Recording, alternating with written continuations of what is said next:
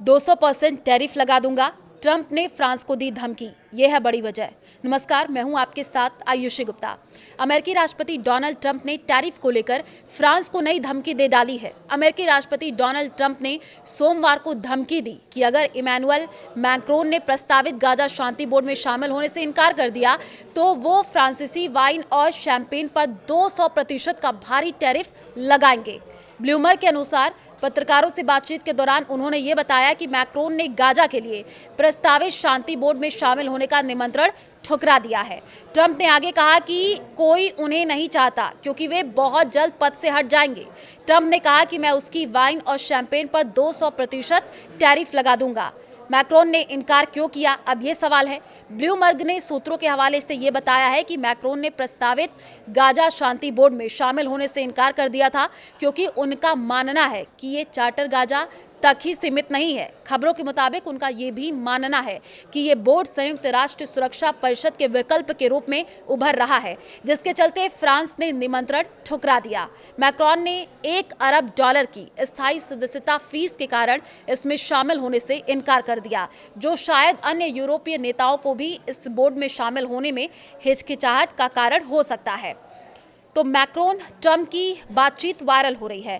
Trump के साथ viral हो रही एक टेक्स्ट बातचीत में उन्होंने ये कहा है कि मेरे दोस्त, सीरिया के मुद्दे पर हमारी राय पूरी तरह एक जैसी है।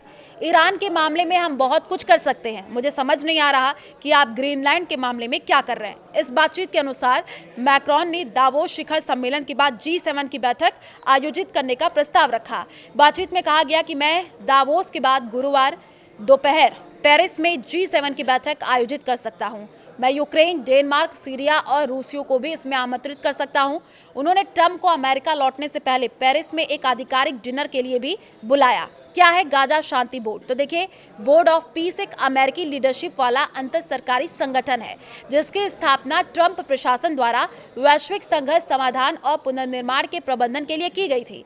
ट्रंप की अध्यक्षता में इस बोर्ड में अमेरिकी विदेश मंत्री मार्को रूबियो, व्यवसायी और अमेरिकी राष्ट्रपति के पूर्व वरिष्ठ सलाहकार जेरेड कुशनर और ब्रिटेन के पूर्व प्रधानमंत्री टोनी ब्लेयर जैसे उच्च पदस्थ सदस्य शामिल हैं।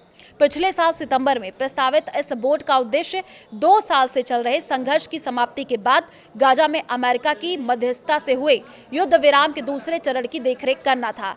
मौजूदा समय में इसका उद्देश्य फिलिस्तीन में एक तकनीकी सरकार और गाजा क्षेत्र में पुनर्निर्माण करना है। गौरतलब है कि कुछ दिन पहले ही ग्रीनलैंड का असहमति जाहिर करने के कारण ट्रंप ने 8 देशों पर 10% का टैरिफ लगाया था, जो 1 फरवरी से प्रभावी है।